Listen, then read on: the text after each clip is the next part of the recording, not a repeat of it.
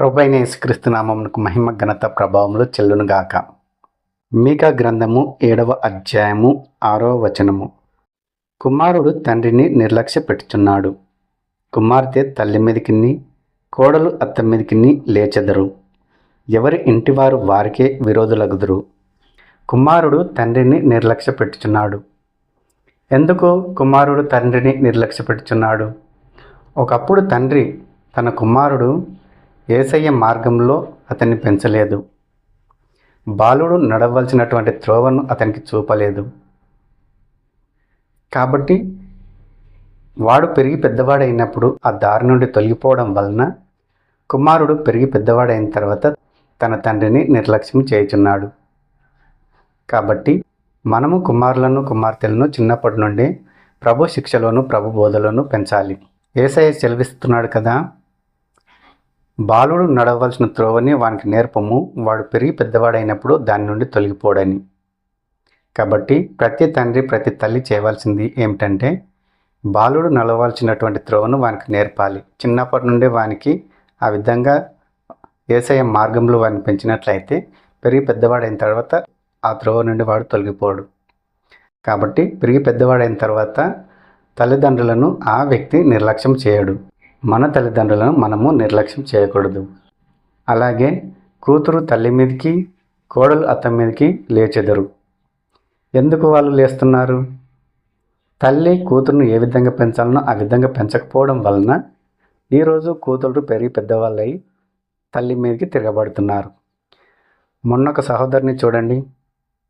ఆ సహోదరి టీచర్ను చెప్పుతో కొట్టింది, ఫోన్ గుంజుకోవడం వలన. నా ఫోను నాకు ఇవ్వు అంటా అని. టీచర్ ఫోన్ ఇవ్వలేదు.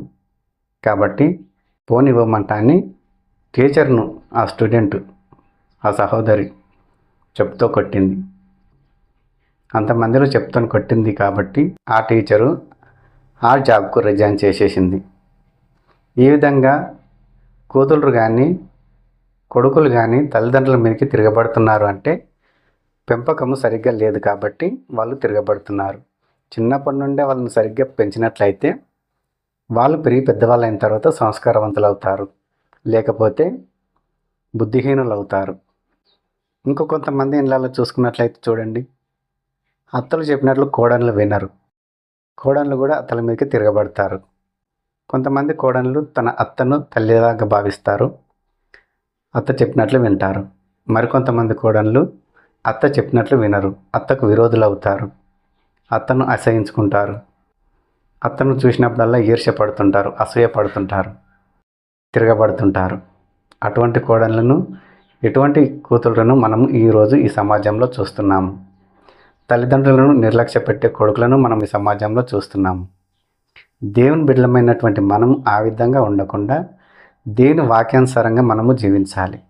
దేవుడు తన వాక్యం ద్వారా మనకి ఏం తెలియజేయుచున్నాడో దానిని మనం అనుసరించి జీవించాలి.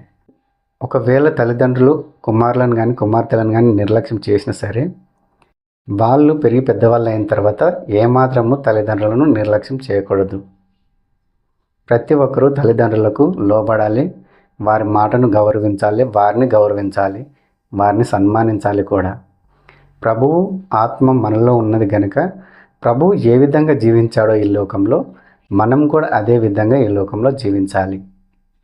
కాబట్టి ఏ ఇంటివారు ఆ ఇంటి వారికే విరోధులు అవుతారు అని ప్రభువాక్యం సెలవిస్తున్నది. ప్రతి కుటుంబంలో చూడండి, తల్లిదండ్రులు కుమారులకు కుమార్తెలకు విరోధులు అవుతారు.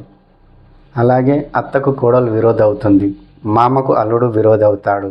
ప్రభువును అనుసరించి మనం జీవిస్తూ, ప్రభు వాక్యాన్ని అనుసరించి మనం జీవిస్తూ, ప్రభు చిత్త ప్రకారం మనం జీవించినట్లయితే మన కుటుంబ సభ్యులు మనకు విరోధులు ఎప్పటికీ కారు.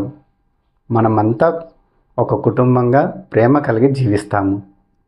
ప్రతి ఒక్కరి హృదయంలో యేసయ్య ఉంటాడు కాబట్టి యేసయ్య ప్రేమను మనమందరం కనబరుస్తాము.